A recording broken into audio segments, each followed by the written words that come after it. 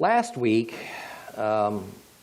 Exodus chapters 5 and 6 began this preparation for the Lord forcing Pharaoh to give up the Israelites and allow them to leave Egypt. Moses and Aaron were in Egypt. They had confronted Pharaoh with the mildest demand that would be put upon him. Let my people go out to the desert for 3 days to worship Jehovah. But we are also told that God had predetermined that the Pharaoh's heart would be hard, and that Jehovah would himself harden Pharaoh's heart further. And then Pharaoh would harden his own heart even more. And then the Lord would harden the king of Egypt's heart to an even greater level, and so on, until the plagues that were poured out upon Egypt were so devastating that the Pharaoh would not only let Israel go, he'd demand they'd leave. Well, the Pharaoh reacted to Moses' demand by stopping the shipment of straw, which was a standard ingredient for mud bricks. And this is something the Israelites counted on to manufacture the countless millions of mud bricks for the cities and the fortresses that they were building for Egypt. Rather, they were told they'd have to go out and obtain straw on their own, even though their quota of bricks couldn't decrease. Well, such a demand was utterly impossible to meet. And Pharaoh, whose irrational and paranoid hatred of the Hebrews was behind this nonsensical demand, orders that the foremen of the Israelites are to be beaten for not producing as much as before. The foremen go into the Pharaoh, personally asking how it is that he thinks they can possibly accomplish what he's insisting upon, and his answer is, hey, this isn't my problem. So the foremen go to Moses and Aaron. They blame them for what's happened, causing Moses to question whether he is adequate to even do what the Lord has told him to do, and whether or not he's going about doing what it is that Jehovah has instructed him to do in the right way. Well, the Lord's response to Moses about this is what begins Exodus chapter 7. So open your Bibles to Exodus chapter 7. If you have a complete Jewish Bible, it is page 66. We'll read the whole chapter. But Adonai said to Moshe, I've put you in the place of God to Pharaoh, and Aaron your brother will be your prophet.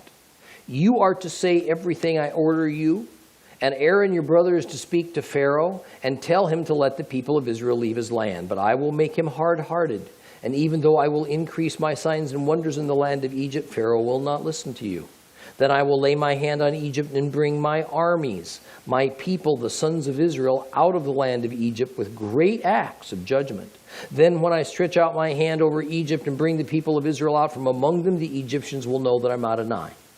Now Moses and Aaron did exactly what Adonai ordered them to do. Moses was 80 years old, Aaron 83, when they spoke to Pharaoh. And Adonai said to Moses and Aaron, when Pharaoh says to you, perform a miracle, tell Aaron to take his staff and throw it down in front of Pharaoh so that it can become a snake. Moses and Aaron went into Pharaoh and did this as Adonai had ordered. And Aaron threw down his staff in front of Pharaoh and his servants, and it turned into a snake. But Pharaoh in turn called for the sages and sorcerers, and they too, the magicians of Egypt, did the same thing, making use of their secret arts. Each one threw his staff down, and they turned into snakes. But Aaron's staff swallowed up theirs. Nevertheless, Pharaoh was made hard-hearted. He didn't listen to them, as Adonai had said would happen. Adonai said to Moshe, Pharaoh's stubborn. He refuses to let the people go. Go to Pharaoh in the morning when he goes out to the water. Stand on the riverbank to confront him. Take in your hand the staff, which was turned into a snake, and say to him, Adonai, the God of the Hebrews, sent me to you to say, let my people go, so that they can worship me in the desert. Till now you haven't listened. So Adonai says, this will let you know that I'm Adonai. I will take the staff in my hand and strike the water in the river. It will be turned into blood. The fish in the river will die. The river will stink, and the Egyptians won't want to drink water from the river. Adonai said to Moshe, say to Aaron, take your staff, reach out your hand over the waters of Egypt, over their rivers, canals, ponds, and all their reservoirs, so that they can turn into blood. There will be blood throughout the whole land of Egypt, even in the wooden buckets and in the stone jars. Moshe and Aharon did exactly what Adonai ordered. He raised the staff, and inside of the Pharaoh and his servants, he struck the water in the river. All the water in the river was turned into blood. The fish in the river died. The river stank so badly that the Egyptians couldn't drink its water. There was blood throughout all the land of Egypt. But the magicians of Egypt did the same thing with their secret arts, so that Pharaoh was made hard-hearted and didn't listen to them, as Adonai had said would happen. Pharaoh just turned, went back to his palace without taking any of this to heart. All the Egyptians dug around the river for water to drink because they couldn't drink the river water. Well, 7 days after Adonai had struck the river, Adonai said to Moshe, go into Pharaoh and say to him, here is what Adonai says, let my people go so that they can worship me. If you refuse to let them go, I will strike all your territory with frogs. The river will swarm with frogs. They will go up, enter your palace, go into your bedroom, onto your bed.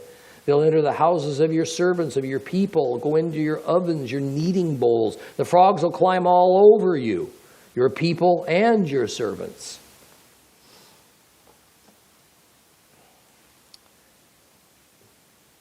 One of the great challenges I think we believers have is trying to understand just who Yeshua is. Where exactly does he fit into the Godhead? But also how it is that he's a man and yet he's God. Even more while the Lord pronounces at every turn that his nature is echad, one, completely unified, that we have these multiple essences or entities of him, with the three chief ones being named Yehovah, another named Yeshua, and the third one we simply call the Holy Spirit, Ruach HaKodesh. Now I promise you, if you actually understand how all this works, you need to write a book, because you'll become very well known and wealthy. That said, nothing helps to understand this amazing mystery more than understanding Moses and Aaron's relationship with each other and with God. There are precisely two mediators in all of Scripture, in all of history. Moses, and later, Jesus the Christ. Now, generally speaking, the relationship between Yeshua and the Father is patterned after the relationship between Moses and the Father. The obvious difference, of course, is that Moses was not of actual God substance, but Yeshua was.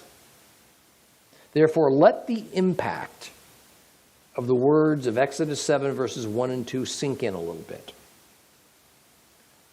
I want to point out that in the original Hebrew, the words of verses 1 and 2 are these.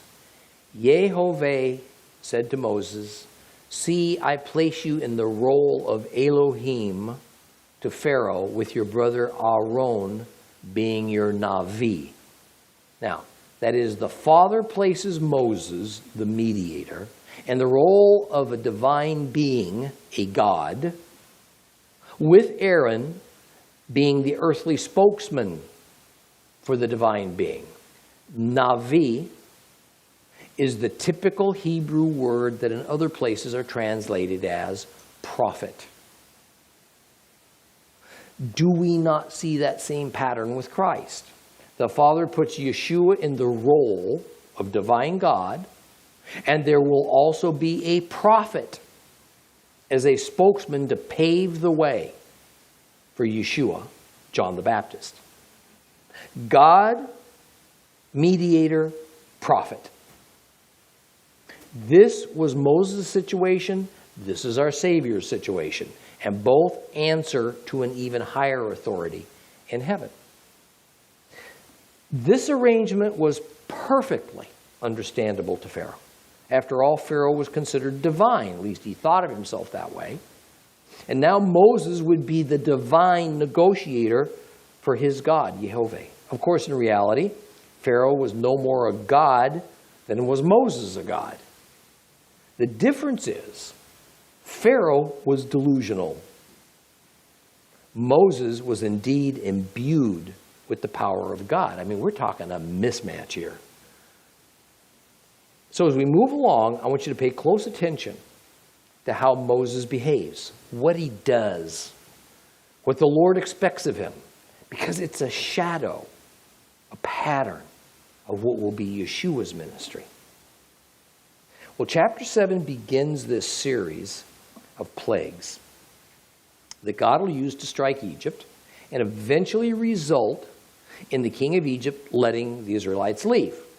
Now, it's important to understand the great cost it would have been to Pharaoh in Egypt to allow these Hebrews to immigrate en masse out of Egypt.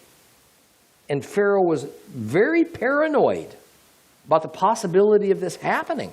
Now remember, up to this point, the only demand made upon Pharaoh was to let the Hebrews go a 3 days journey into the desert to worship God. The implication was they'd return.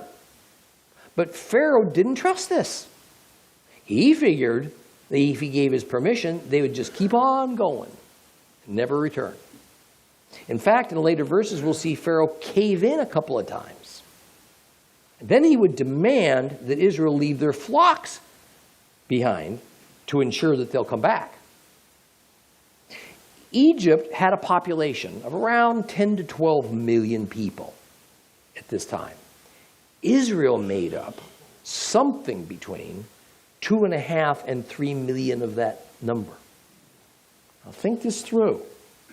This means that Egypt stood to lose perhaps 25% of its entire population, which amounted to almost its entire workforce if Israel was let go. Imagine if in the U.S., which now stands at a little over 300 million population, if we were in a matter of a few days to suddenly lose 75 million people, and that these 75 million people were our construction workers, our factory workers, our automobile assemblers, our field workers, our food preparers, steel makers, electricians, plumbers, heavy equipment operators, cargo handlers, truck drivers. Can you imagine that? And the effects would be devastating. Our entire economy would collapse. Food distribution, housing, automobile repair, utilities, all the most basic services that we take for granted would be interrupted for a long, long time. And unlike that 24-hour power failure we had a few years ago now in the Northeast U.S., this ongoing effect of this event would last for years, no doubt decades. The U.S. would overnight become a second-rate power, a bankrupt nation, unlikely ever again to attain its former greatness. You see, this is what faced Pharaoh if he released the Hebrews. Is it any wonder that he refused? Yet what we will see is that in the end, the result was that God crushed Egypt for refusing his instruction, and then Egypt was devastated even further by losing Israel anyway. It was a double whammy. Whatever difficulties we may face in obediently submitting to the will of God, no matter how hard it might seem at the time, the consequences are going to be considerably less than when we, in our refusal, force God to enforce his will upon us. Once we as a nation or as a family or as an individual have traveled down the path of rebellious error and we fall into the valley of sin and we remain there long enough, it's grueling. It's an epic battle to climb back up to that mountaintop of purity and harmony with God. We're like drug addicts that are, once you're drawn in and you live in that condition for a while, you realize that the pain, the perseverance it's going to take to shake off that addiction is probably more than we can bear. We look around us and we see that very few ever can. Most just give in and give up. I mean, we may rationalize or even deny our condition because we don't want to face what lays ahead. What's the solution? Don't go there in the first place. Obey God and live.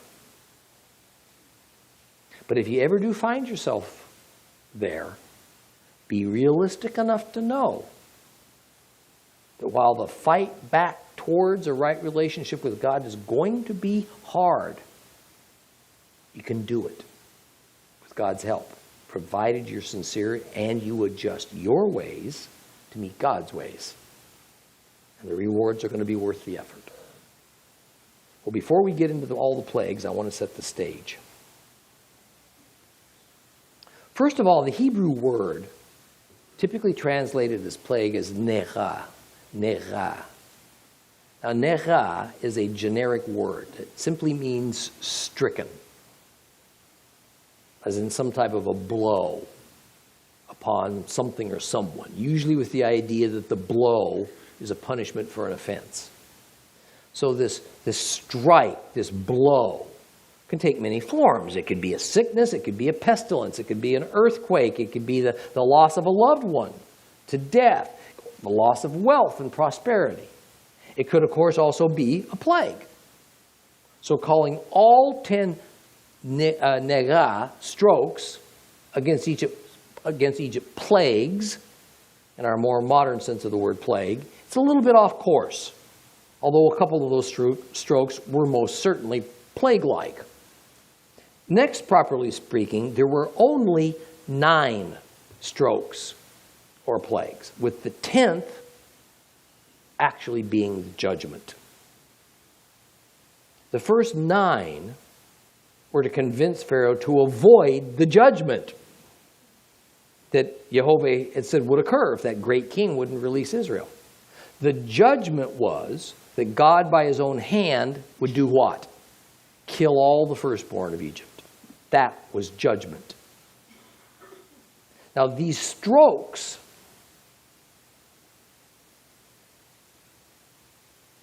that were inflicted upon Egypt were therefore actually not 10, but rather 3 sets of 3 strokes each, progressively more severe in their nature. The first set of 3 involved the entire land of Egypt and everybody in it.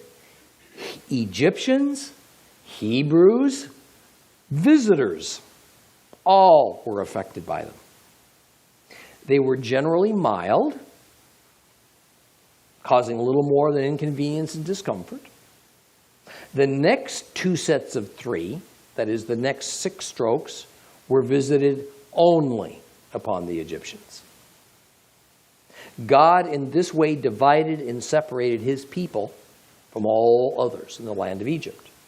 That is, he made a distinction between Israel and everybody else.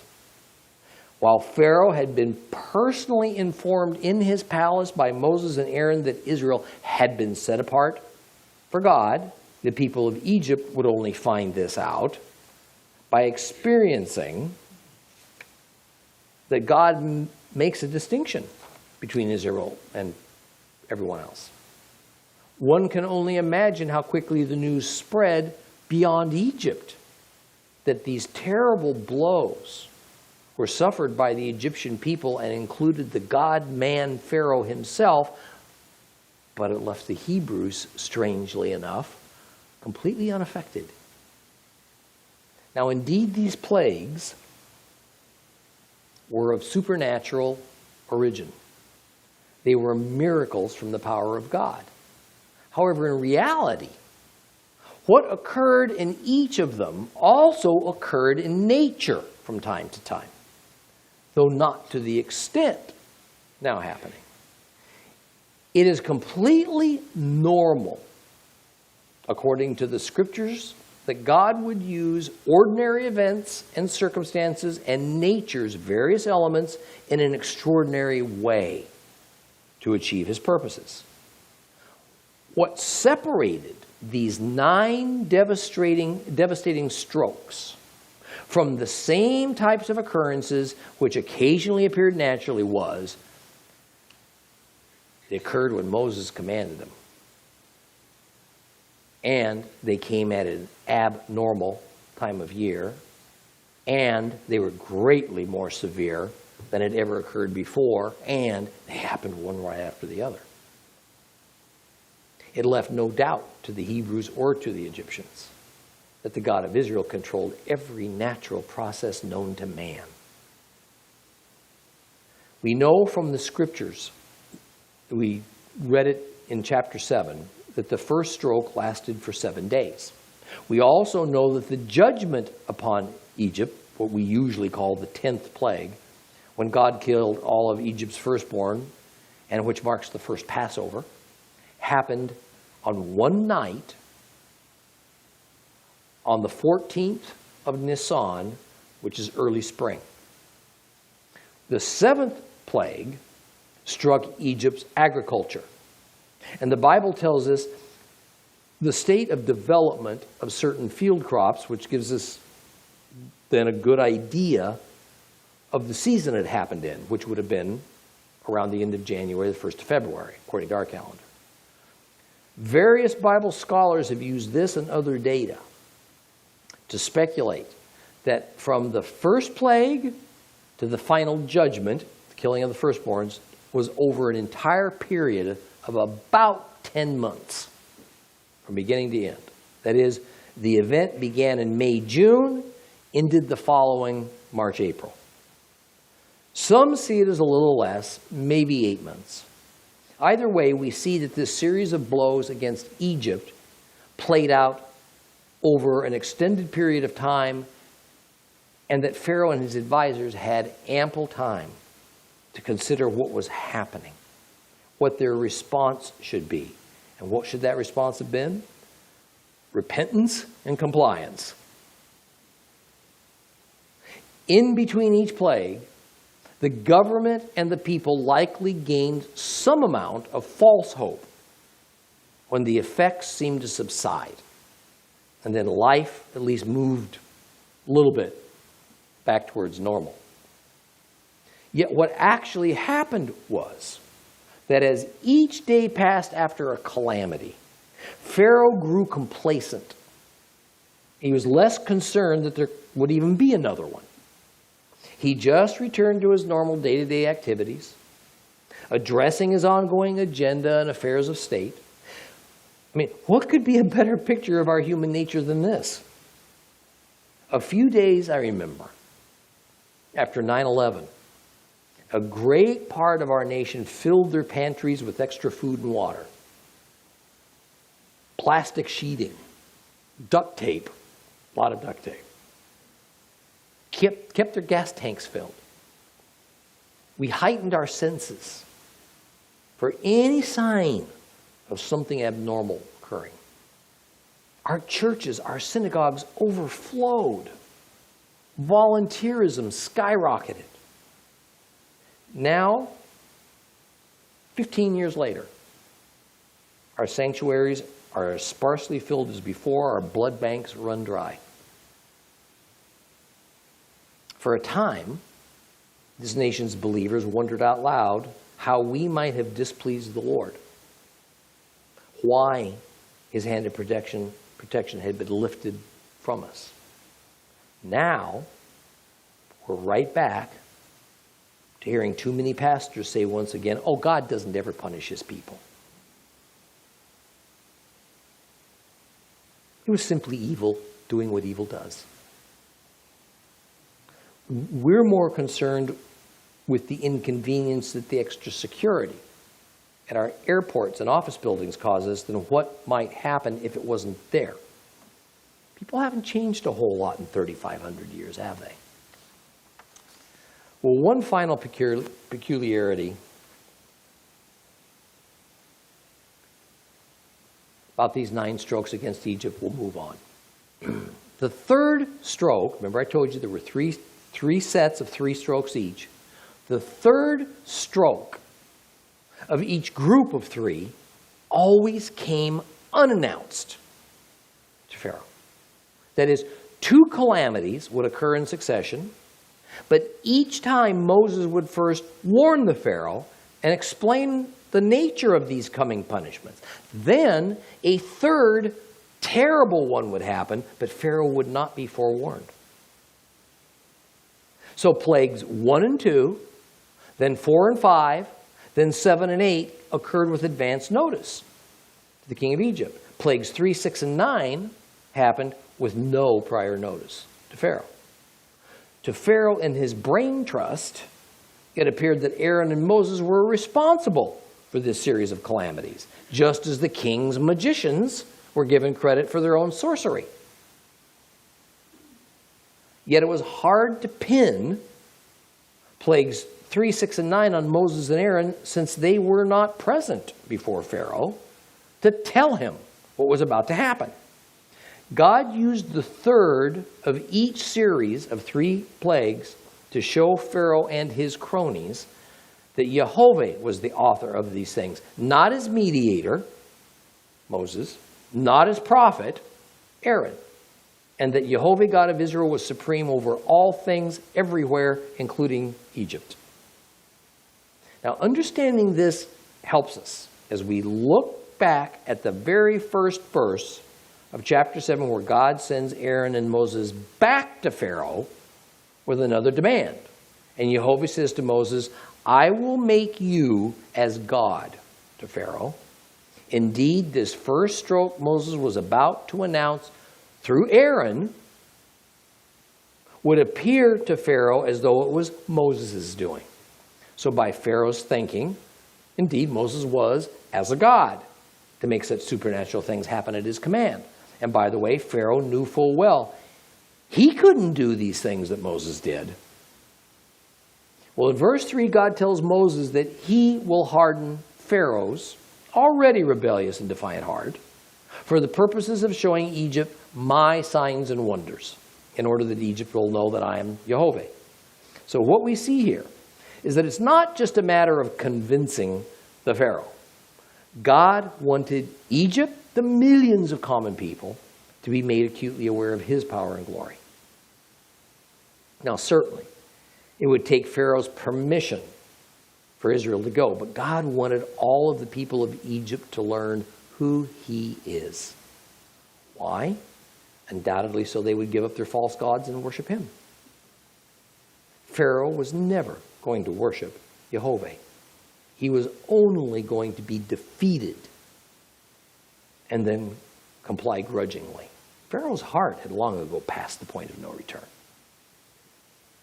Now this brings us to a question that's less difficult when we're applying it to the Pharaoh, a lot more difficult when we apply it to our own lives. It's this. What do we gain from, first, believing that God, Jehovah, exists and he is powerful, and 2, by complying with God's instructions? What do we gain? Pharaoh most certainly believed, even before the final plague, that Jehovah was a real God, and he was certainly very powerful. Oh, he believed that. He also, in the end, complied. He let Israel go, knowing it would mean the end of Egypt as a regional power. Does that mean that Pharaoh was then righteous before God Almighty? I mean, we could all pretty easily answer that question. No. But how about us? How about you? How about me? What if we believe that God exists and we comply with most of the instructions he's given to us? Are we now righteous before God? Depending on which Christian denomination you might come from, the answers could be different. We have here in the Exodus story of Pharaoh the frightening and perfectly clear answer to my question. Simply performing whatever act that God has commanded of you legalistically or just from the fear of punishment does not bring righteousness. Believing that God exists and He is real does not bring righteousness. One of the worst words, I believe, ever chosen to explain a righteous relationship with God is the word believe. How often I've heard an evangelist call unbelievers to believe in God that they might be saved. Well, Pharaoh believed in the God of Israel. Oh, yes, he certainly did. Righteousness is not acquired by adherence to God's commands, nor to the doubtless belief that He exists. Righteousness is acquired by trusting God.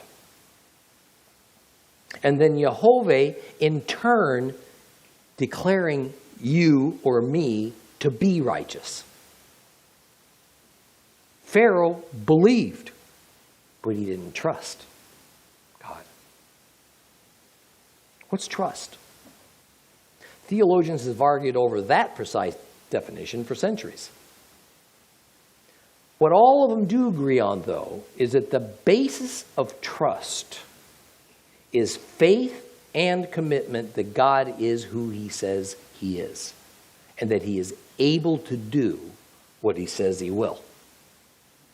And that our responses to Him come from a type of love that can't even exist within us unless He puts it there. The principles we find in the Old Testament really aren't surprising, are they? Genesis 15 says that Abraham was seen as righteous. Why? Only because he trusted God. So God credited that trust to him as righteousness. And now we see here in Exodus that acknowledging that God exists and legalistically or fearfully following His commandments, that doesn't bring righteousness. Principles that we typically thought only came into existence during New Testament times are right here in the Torah. So these two elderly men, Moses, 80, Aaron, 83, trudge back into Pharaoh, and they do all that God commanded of them. And in verse 10, we see the last warning shot fired over Pharaoh's bow before God plays rough. Moses handed Aaron his staff, gave Pharaoh the sign that the angel of Jehovah had given Moses at the burning bush. Moses' staff became a serpent. Why a serpent? See, because Pharaoh literally wore a serpent upon his regal headdress. The serpent being the Egyptian symbol of kingly authority and healing.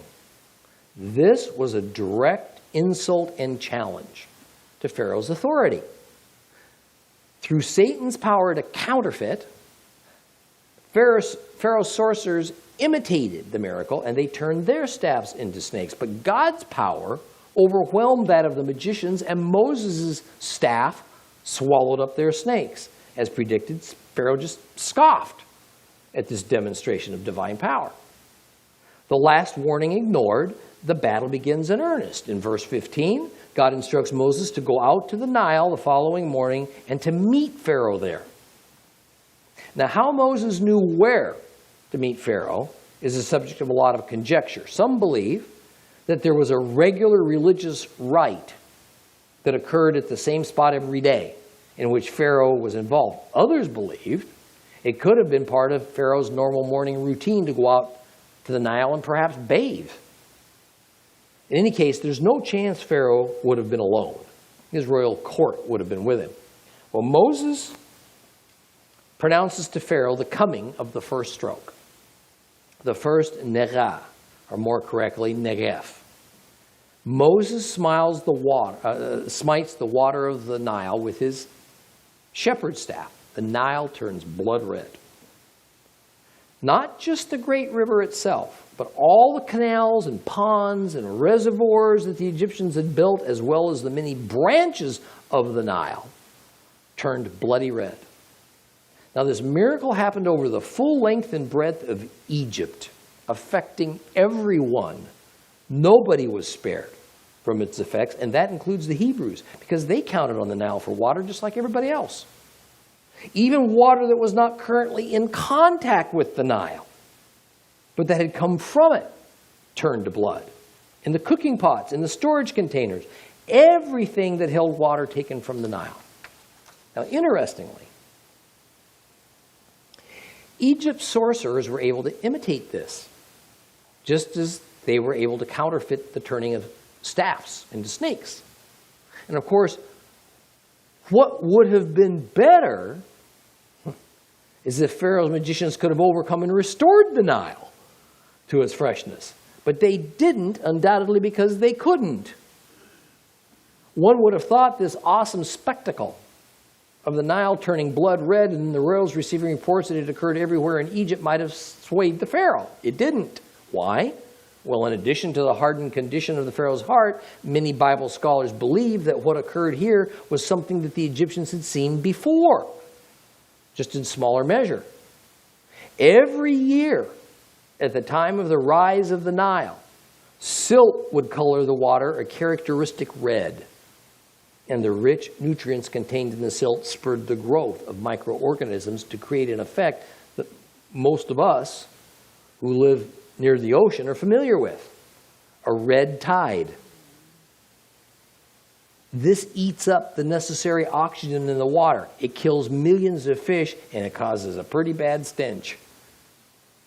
This fits very well not only with the scriptural description of what occurred, but also with the God pattern of using nature, but in extraordinary ways. Of course, the miracle was that Moses caused it to happen upon his command. It happened when the Nile was not in its rising season. It even contaminated already drawn water in vessels where the water was being stored. Now, could this have actually been blood, real blood, which is what most Bible versions say? Maybe. I'll give it a good positive maybe. The Hebrew word used here is dam, D-A-M, dam, and it means blood. But dam also means bloody, blood-like, and it's even used when referring to wine as the blood of the grape, the dam of the grape. So the use of the word dam can, it often does, by the way, in the Bible, refer to a color. It doesn't necessitate our assuming that the Nile became literal blood. I'm not dogmatic about all this, but when you take this plague in context with all the others, literal blood seems out of place, as all the other plagues used obvious elements of nature, except the 10th one, of course. The other issue is that spiritually speaking, blood's for atonement. Certainly there's no atonement for Egypt going on here by turning the Nile blood to blood. Now add to that we're told in verse 24 that everyone had to dig around the Nile for water to drink. In other words, beachgoers, just like when you go to the beach, as you get near the water line, you dig a little hole in the sand, what happens? That hole quickly fills with water that seeps through the sand, right? Just as used in reverse, especially here in Florida and other places where stormwater runoff is channeled into ponds. So the solids and the pollutants are filtered out as the water returns back into the aquifer. So the people of Egypt were able to have the sand filter the red silt and microorganisms out of the tainted water sufficiently they could drink it. No amount of filtering would have solved the problem if the water was no longer water, but it was blood. You can't filter blood well enough for that, certainly not with sand. Besides, the 7 days with absolutely no drinkable water in Egypt would have been a death sentence to hundreds of thousands. And that most certainly was not the aim in this stroke, particularly because the Hebrews were subject to this as well. Jehovah now sends Moses back to the so far unimpressed, unmoved king of Egypt. In verse 26, Jehovah says to Moses to tell Pharaoh, set my people free. And if he'll do it, rather he won't do it, guess what God's going to do next? Frogs. He's going to send a horde of frogs. Now, first off, if you don't have a Bible that reflects the original Hebrew structure, you don't have a verse 26. Instead, this shows up as verse 1 of chapter 8. It's not a big deal. It doesn't change anything.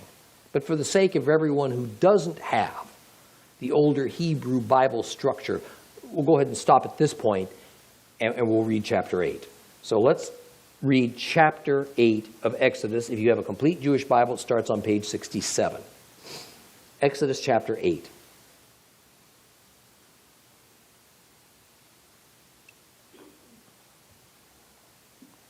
Adonai said to Moshe, say to Aharon, reach out your hand with your staff over the rivers, canals, and ponds and cause frogs to come up into the land of Egypt.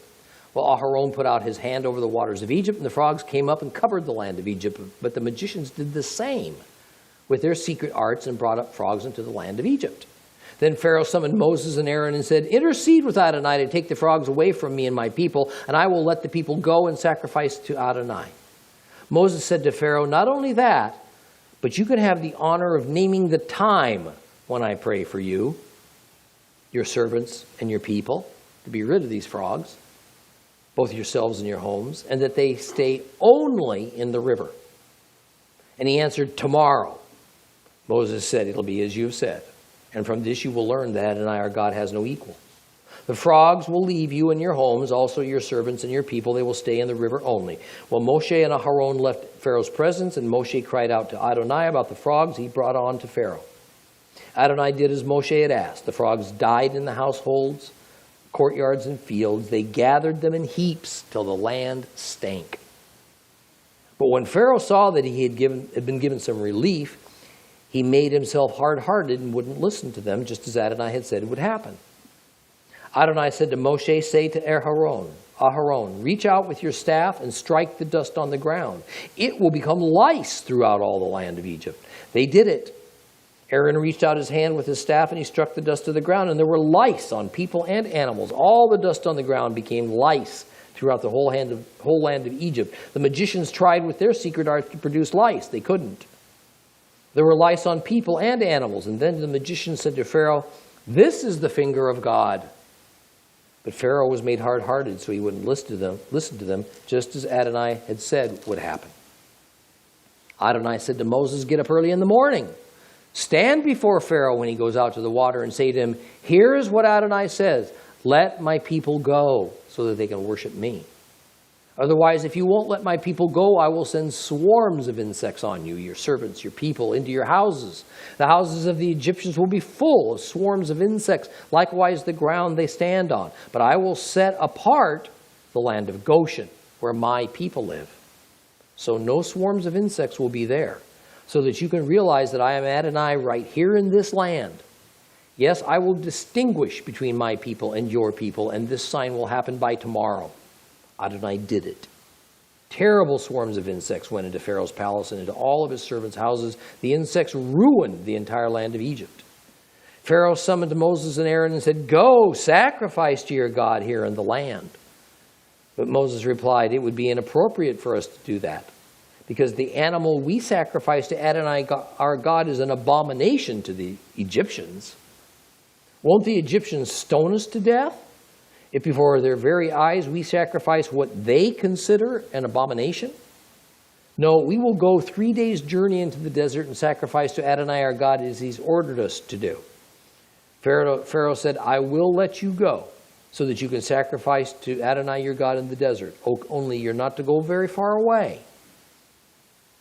Intercede on my behalf. Moses said, all right, I'm going to go away from you, and I will intercede with Adonai so that tomorrow these swarms of insects will leave Pharaoh, his servants, and his people. But just make sure that Pharaoh stops playing games with the people by preventing them from going and sacrificing to Adonai. Moshe left Pharaoh and interceded with Adonai, and Adonai did what Moshe had asked. He removed the swarms of insects from Pharaoh, his servants, and his people. Not one remained. But this time, too, Pharaoh made himself stubborn, and he didn't let the people go.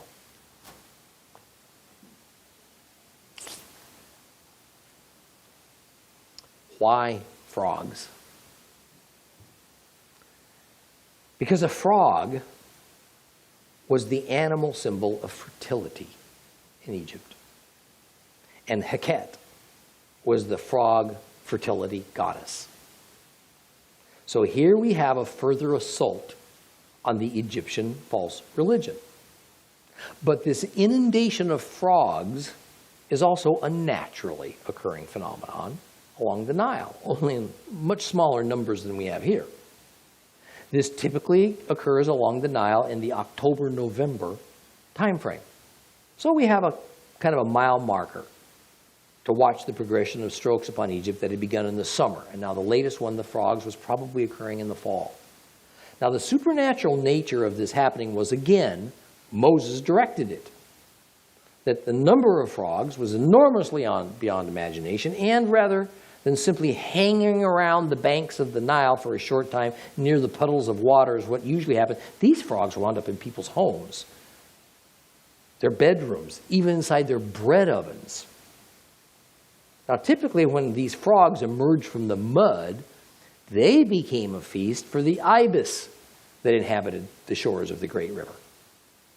It's not unlike in Africa, when after the rainy season, summer comes, water holes dry up, and millions of birds feast on fish that have been trapped in these tiny ponds, overcrowded. They don't have any means of escape. These Nile frogs are a very unique variety, by the way. They are very small. They can barely leap or hop. They are also known for generating the most obnoxious, never-ending croaking. Thankfully, they have a very short life cycle, living just long enough to lay eggs for the next generation and staying around for perhaps 3 weeks in the moist sand the entire length of the Nile. So one of the miraculous elements of this frog infestation was they found their way into the driest of places. That's the significance of talking about how they went into the bread ovens, which is a place where likely they had never been found before. Actually, the fact that they flooded the dry landscape that began just yards beyond the Nile's banks was also unheard of. Well, now, once again, Pharaoh summons his sorcerers. They imitate what Moses and Aaron had done. I guess it was important to Pharaoh to play down any power that Moses and his God seemed to have, because it was certainly irrational to simply add to the already out-of-control frog plague. And as in the first plague, with the Nile waters becoming blood red, undrinkable, Pharaoh's magicians could imitate, to a degree, what Moses commanded, but guess what they couldn't do? They couldn't overturn it. Couldn't make it go away. Now let us learn from this an important attribute of Satan, who is the source of all power. Hear this. Satan is the source of all power that is not God. What we are commonly aware of is that Satan can, to a degree, imitate. He can counterfeit supernatural occurrences brought about by God. This is attested to all throughout the Scriptures, and it's demonstrated for us right here in Exodus. But what Satan can never do is undo what God has decided. Satan cannot defeat acts of God. Some elements of the plagues, the strokes, could be mimicked to a degree. They couldn't be stopped. They couldn't be reversed. This is a truth that we can be very thankful for. We can be comforted by it.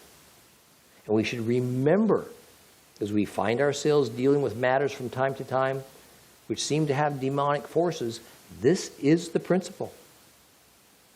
And as you read end times prophecies about the coming of the Antichrist, the beast filled with Satan's power, notice how he can never stop, reverse, or undo what God has done.